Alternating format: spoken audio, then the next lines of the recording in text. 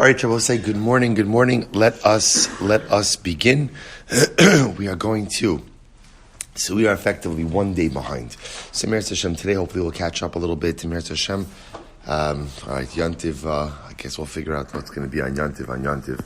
But we'll go from there. All right, Shabbos, so let's pick up. So Ve'im Omar Yomar. If a person will say as follows. Imamar Yomar HaOmer. Sorry. Ve'im Yomar HaOmer. If a person will say, Hine anachnu roem miktsas tzadikim lo yizdamin lohem tarfam. So remember again, where we ended off yesterday was, the last piece was this idea that if a person, let's follow the construct. On one hand, we talk about bitachon, right? And the need for bitachon, the criteria for bitachon. And we also spoke about the idea that even though a person has to have bitachon, there also has to be hishtadlus, human effort. We spoke about two reasons why human effort is necessary. What we ended off with yesterday was but. What's the but?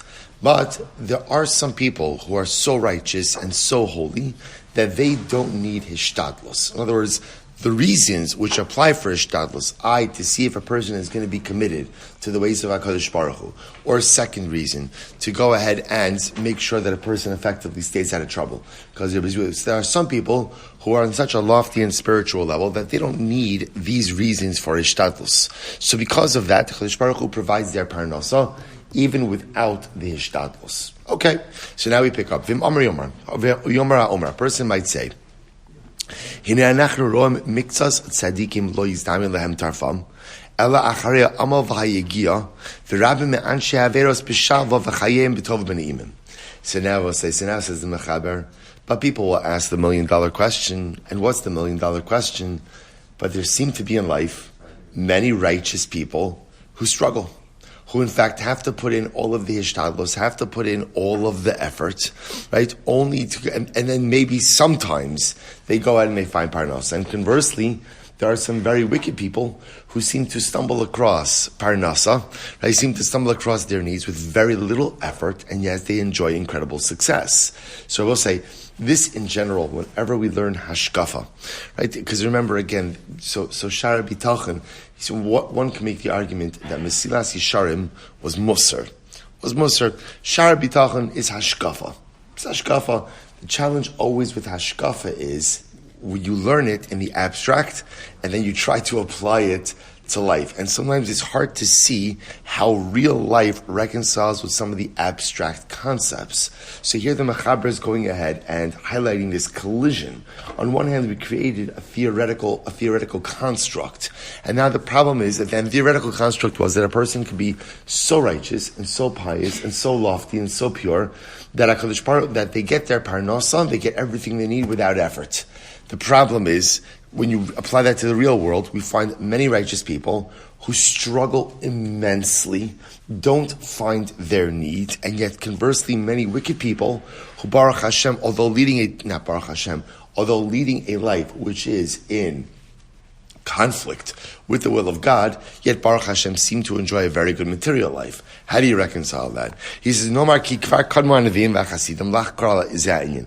So first of all, the Mechaber says, just know. You might think that this is a great question, and it is a great question, but it's not your question. Already the prophets of yesteryear already asked this particular question. He says, like the Navi in Yirmiyah says, why do the wicked succeed? Why do the wicked succeed? Va'amra acher, lama tarini aven va'amal tabit v'shod chamas l'negdi v'yirivim adon yisa. Ki rasha machteres at tzadik, tacharish kibala rasha tzadik mimenu. Hine ele v'shan v'shalvi olam, hisku chayo. Va'amra achrik zakisi levavi v'erchas b'nikayon kapai, v'hina gua kalayon v'tochachti labkarim. Va'amar acher al kipi anshe doro. So I'll say this was just a litany of psukim, all attesting to the same theological dilemma, which is, why is it that the righteous suffer and the wicked prosper? Okay, all different Nevi'im, just phrasing this in different ways. See, now we'll say, great. So here's what we know. The question is a good question. It's not a new question. By the way, it's interesting. He doesn't quote. One of the earliest recorded source of this question is actually Moshe Rabbeinu in the beginning of Chumash Shmos. Right at the end of Parsha Shmos, where remember Moshe comes to Paro to deliver the message of redemption. Moshe is all excited, right? He's coming, he's the emissary of God, ambassador of God. And remember, he gives this message of redemption to Paro. And what does Paro say? Paro essentially says, Tichpat ha'avoda. You have time to dream about freedom. That means you have more time to work. Let the work intensify. That's when he takes away the straw from the people. And Moshe Rabbeinu turns to HaKadosh Baruch Hu and he says, Lama hari osa la'am hazeh. Why have you dealt so terribly with this people? And the commentaries essentially say that Moshe Rabbeinu is asking, Tzadik v'ralo, why do bad things happen to good people? In other words, why are you punishing these people so they didn't do anything? They didn't do anything, so why are you doing this to them? So it's interesting. Okay, he doesn't quote, they quote some of the Nevi'im who say a bit more explicitly. Good. So what says the question is a good question. What's the answer? So watch this. He says, here's only one problem. The prophets ask the question, what don't they do? What don't they do? They don't answer it. They don't answer it. He says,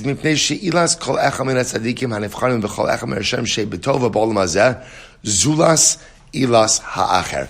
Now we'll say, this is absolutely fascinating what he answers over here. He says, why don't the prophets answer it? So we'll say, so again, in general, we all know the question. And generally we say, why is there no answer to the question? Why is there no answer? Or I should say, why isn't an answer proffered? Right? I'm sorry? Because by definition, we just assume we don't understand. That's not what he says. Look what he says. He gives it is what he says, but he gives such a different slantiness. He says, because there's not one answer. See, I will say, the question itself, the way the question is posed, is that it presupposes there's a group called Tzadikim, there's a group called Rishayim. And yet in life, we see Tzadikim suffer. So the way the question is posed is, so tell me why the righteous suffer. So the Mechaber says, the question is flawed because you're grouping, right? You're putting a group of people together as if to say, just because the question is the same, the answer is the same. And he says, it's not true. And the same thing, by the way, for the wicked. Why do the wicked prosper? As if to say, all wicked people are in the same boat, right? There's the wicked chevra, right? They should get jackets, right? They're the wicked chevra. So we ask but you're wicked. So why as if to say there's just one answer for this entire chevra. I will say, I've never thought about it this way. In other words, we've all thought about the question. And like Greg said, we all know the answer. We don't know how Hashem runs the world. But there's this nuanced piece in the answer of it. There's no group of human beings to which divine judgment applies in the same way. Every single person is a world unto themselves, and as such, the way HaKadosh Baruch Hu structures their life is going to be fundamental. Look what he writes over here. He says, So the Navi doesn't answer this. Why not? Because we'll say the reasons which apply to each of the righteous, the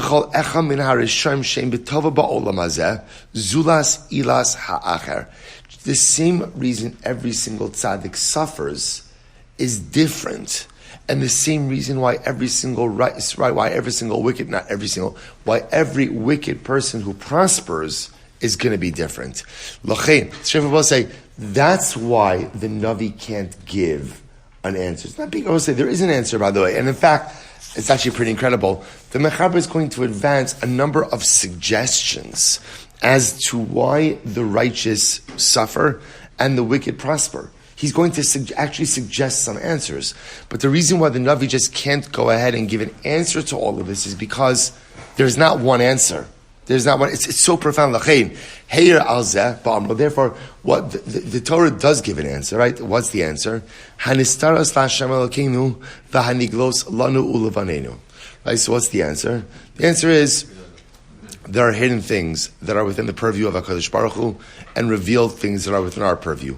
And therefore, ultimately, again, the Chacham said as well, Shlomo HaMelech said, Im Oshek Rosh v'Gezel Mishpat Tzedek Tira b'Medina Al Titma Al HaChayfetz.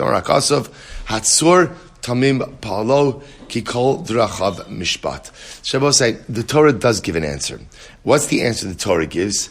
It's the non-answer answer, right? The answer is there's a plan to how HaKadosh Baruch Hu runs the world, right? But that plan is obscured from us, right? That plan is obscured from us. Ultimately, again, there are certain things that are hidden, only revealed to HaKadosh Baruch Hu. And just believe that HaKadosh Baruch Hu is the Rak, who is perfect, for all of his ways are justice. So there is an answer. There is an answer.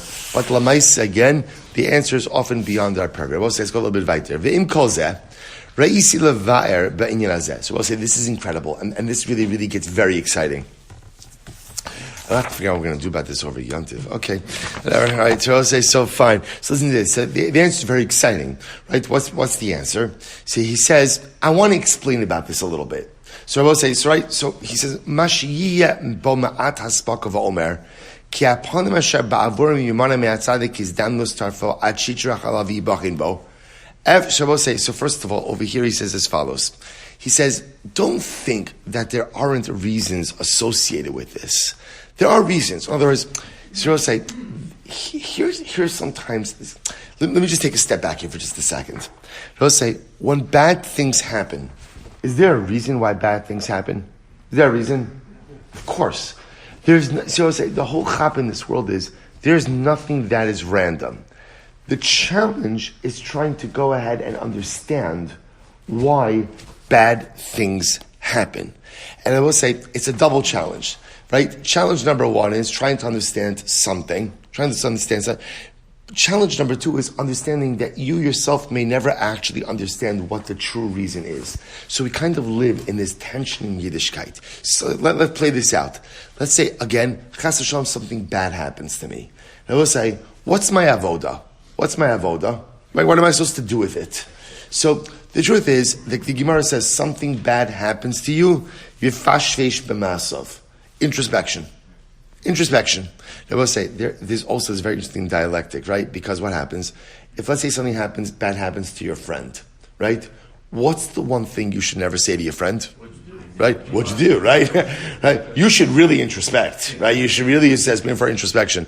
And I will say, we have biblical precedents for that because the truth is, that's what Eov's friends did to him. We're going to talk about that. Eov's friends, when he's suffering, say, Eov, whoa, what did you do to deserve this? Now I will say, were they wrong? So they're not wrong in that terrible events are an opportunity for introspection. But that's not what you say to someone else, right? In other words, how do I relate to someone else's negative events? The truth is not my business. I'm there to support, right? I'm here to help you. I'm not there to judge. But when the person undergoes the events themselves, it's absolutely a springboard for introspection. What could it be? Could it be that something is misfiring in my life that is causing this event? At the same time, I also recognize that not every negative event or setback event is a result of sinful behavior. There are bad things that happen to good people. And so the shaila becomes now, what do I do with those bad things? Right, so we have to stop here for today. All right, we have to stop here. Okay, like to the best parts over here. So this will say, so this is, I should not tell you, coming attractions. So coming attractions is the mechaber is going to advance a number of different ways to look at how when bad things happen to good people.